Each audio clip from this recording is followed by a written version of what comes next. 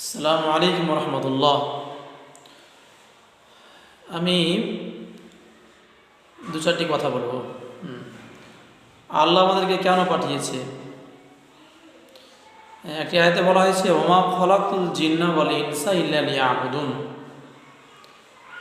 আমি মানুষকে এবং জিনকে সৃষ্টি করেছি একমাত্র ইল্লা লিয়াবুদুন, আমারই ইবাদত করবে। তাহলে আমরা কি ইবাদত করতে পারছি? আপনি দেখেন তো, পৃথিবীতে যা কিছু আছে আপনার, একটা হাতি বলেন, বাঘ বলেন, যত ভয়ঙ্কর ভয়ঙ্কর প্রাণী সবাই কিন্তু মানুষের আয়ত্তে।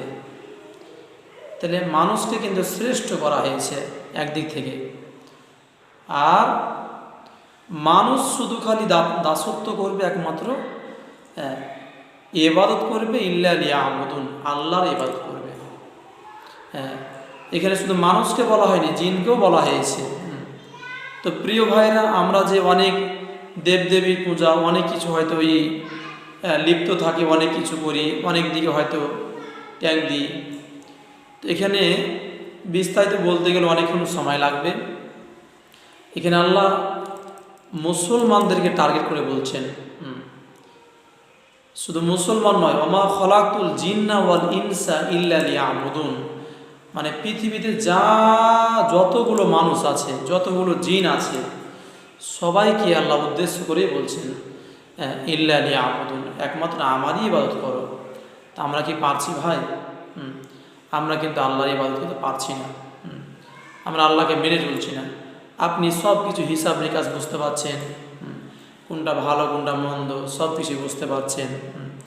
আমাকে কি ঠগালো, কে জিতালো, আমি কোথায় লাভবান হব, আমার কোথায় লস হবে, আপনি সব কিছু বুঝতে পারছেন। কিন্তু আল্লাহর এই ইবাদতের বেলায় আপনি কেন বুঝতে পারছেন না? আপনি জানেন যে নামাজ পড়তে হয়, আপনি জানেন যে চুরি করা মহাপাপ, তারপরেও কিন্তু ওদিকে আপনি ধাবিত হচ্ছেন। আপনি জানেন যে সুদ খাওয়া হারাম, তারপর আপনি ওদিকে ধাবিত হচ্ছেন। তো প্রিয় ভাইরা, আমরা সব কিছু ছেড়ে যে মহান রব্বুল আলামিন বসে আছেন আরশে আজিমে, তিনি আমাদেরকে সৃষ্টি করেছেন, একমাত্র তারই কিন্তু ইবাদত করতে হবে, নচেত কাউরিরই করা যাবে না।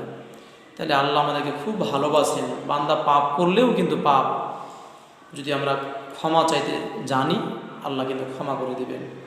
তো আমরা একমাত্র রব্বুল আলামিনের দাসত্ব করব, আনুগত্য করব, ইবাদত করব। প্রিয় ভাইয়েরা, যদি আমার কথাগুলো ভালো লাগে তো অবশ্যই লাইক, কমেন্ট, শেয়ার করবেন। আসসালামু আলাইকুম।